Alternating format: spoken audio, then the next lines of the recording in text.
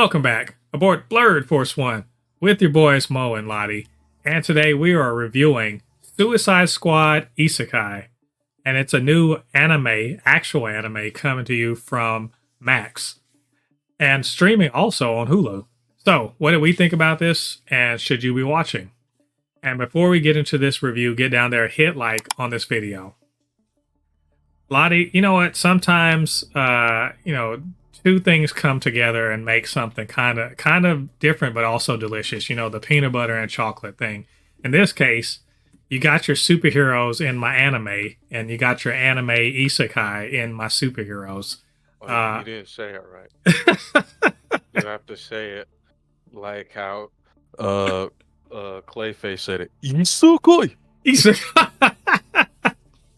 Yes. Two things we didn't know we needed. And that is an anime isekai featuring the Suicide Squad and all of that, the craziness that entails. In this case, Amanda Waller, surprisingly, big surprise, is driving a lot of the things that are going on. They've opened a portal to another world. They want to get a foothold there and exploit the resources because America, right? So, in so doing, they send the worst of the worst with bombs planted in their necks, telling them you've got to establish a foothold. What they don't tell them is that there's magic and knights and orcs and all sorts of stuff, there too. And, and even though this is an isekai, it doesn't quite play out what you'd expect. So, if you know anime, this is probably going to be up your alley. If you know Suicide Squad, this also will probably be up your alley. It's very unexpected, but an interesting take on it by a Japanese animation company. So, Ladi, you're the anime expert. How did you feel about this?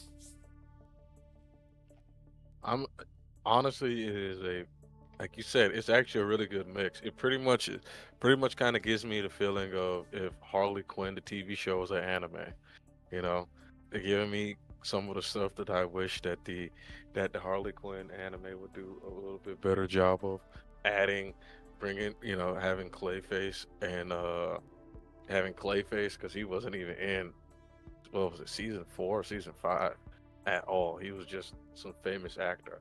But yeah, I liked it. I really liked this so far. Only 2 episodes in, haven't fully watched it, but from what I've seen, this looks like something that is really cool, and I think this might open up DC to do what Marvel did about 10 years ago, just animating all their like popular shows. Like you already know, Batman.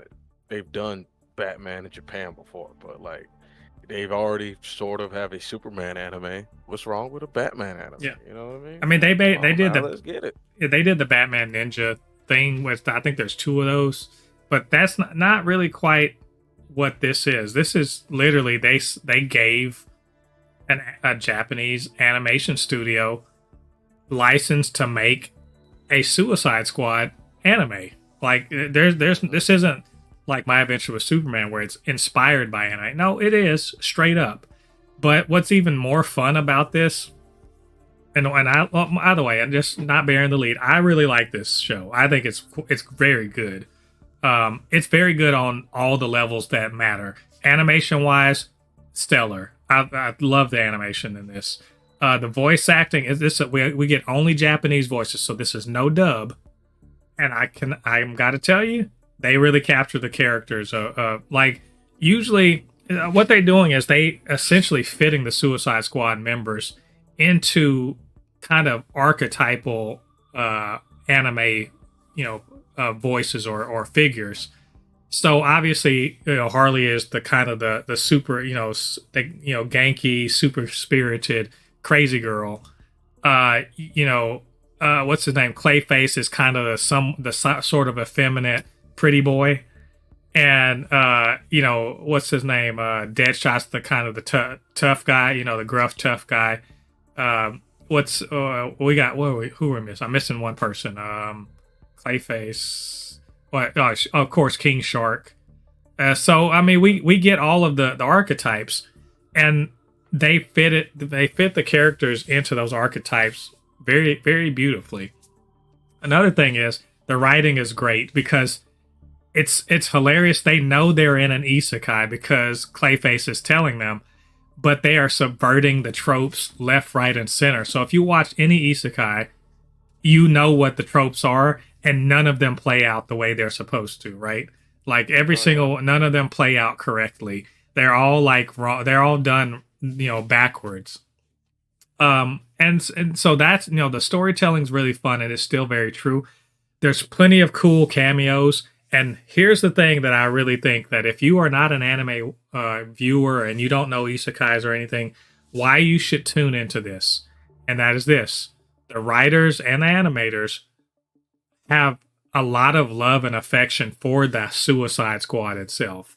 And I don't mean like the comics. No, I mean the movies. So if you've seen the two movies and you like them at all, this show is full of it's full of like references or callbacks or to James Gunn's the Suicide Squad, and then the original Suicide Squad.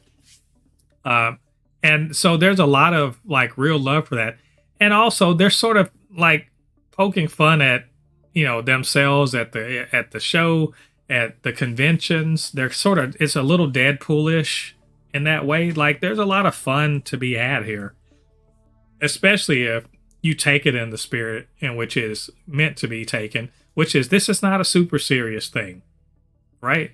Like you shouldn't take it super serious. If in fact, Ladi, am I wrong about this? If you liked the way the Suicide Squad kind of presented the whole concept, this is probably for you.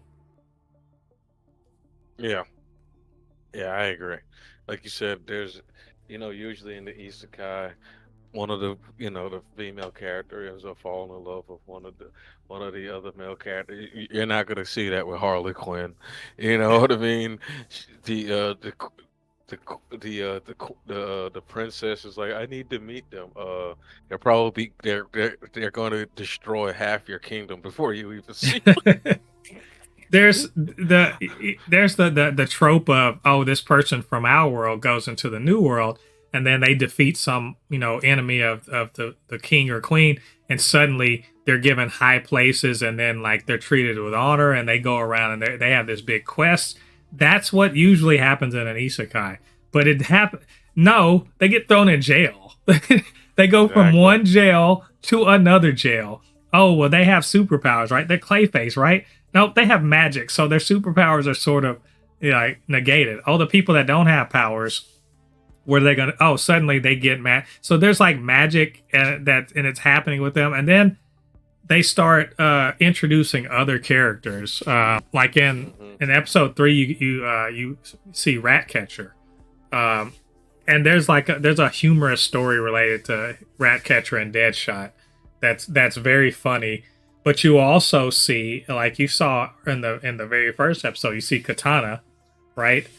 And Katana, which is very much the anime girl swordsman, right? She looks every bit of that. So now she's in she's in an alternate world where there's magic and sword fighting and stuff, and so she very much looks like a fantasy samurai girl. So there's a lot of that stuff that's going on in this show. And really, there's a lot of shit talking and joking at each other. Like one thing, Ladi, probably my favorite thing about the show. There's a lot of good things in here. There's two things that I really love. One, why when Clayface, when he finally, they're like, we need our gear back. You know what his gear is? The motherfucker puts on a white suit and a fedora, looking like Michael Jackson from the Smooth Criminal video. Like that's his outfit. That was, and I was like, okay, all right, man, cool, whatever, let's do this. But the thing that I really love about this show, because Joker's in this, right? You see him in the beginning. They're doing a heist, and he's driving a car by playing piano and saying ridiculous things. First of all, just. Him driving a car while on the piano. That is ridiculous. Yes, it is. So, but the thing I love most about this show is something that's imprinted on my brain, and it's this. Harley Quinn calls Joker Puddin'-chan. And I'm like, I'm never calling Joker. We're never not calling Joker that from now on. Because that's straight up, that's a callback. It's a callback to Harley Quinn's original incarnation. You know, the most iconic incarnation, and the way she called Joker Puddin', right? We don't see her. She doesn't really do that much anymore in the movies or her own cartoon. But I was like, that's actually excellent, and I love it. And I'm like, I don't ever want to not say it. So they're just, and he's cool with it. I'm sure if somebody else said it, he'd split them, you know, in half. But not Harley. But there's plenty of action in this show. It's fun. It doesn't take itself too seriously. Like, Ladi, did you watch the end title sequence of the show? Because if you haven't, you should. Are you talking how it ends? Well, like the ending, the dancing title sequence, like with the end song. It is so it's so Japanese. I swear to God. The opening is so Japanese. It's also Japanese. The only thing they were missing was showing all them running. Yeah. It's coming in the second half of the season, but no, there's the ending sequence of, you guys should check it out. There is, it's literally just like a song, and everyone's sort of dancing to it. They're doing choreography and stuff. And Amanda Waller gets a little solo bit. I love it. Oh, and also thank you animators for not drawing the black characters ridiculous. I appreciate that. Yeah. I really do. So overall, I like the show a lot. Lottie, seems like you like it.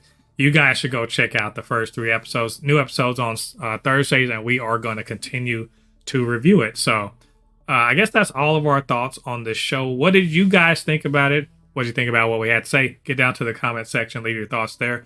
Of course, you can always hit us up. supernotfunnyshow@gmail.com. Blerd_force1 on Threads and on Instagram. Super_not_funny show on TikTok. And while you're doing that, do us a favor, get down there, hit like on this video, subscribe to the channel, hit that notification bell. All that good stuff helps to grow this channel, helps more people to see reviews just like this. All right, thanks for joining us. Come back next week. We are going to talk about Suicide Squad Isekai Episode 4. Until then, I've been Mo, your commenter extraordinaire on all things pop culture, joined by the anime expert, video game designer, and lover of all things superhero, my good friend Ladi. We'll see you guys on the other side of the thread. Peace. Peace.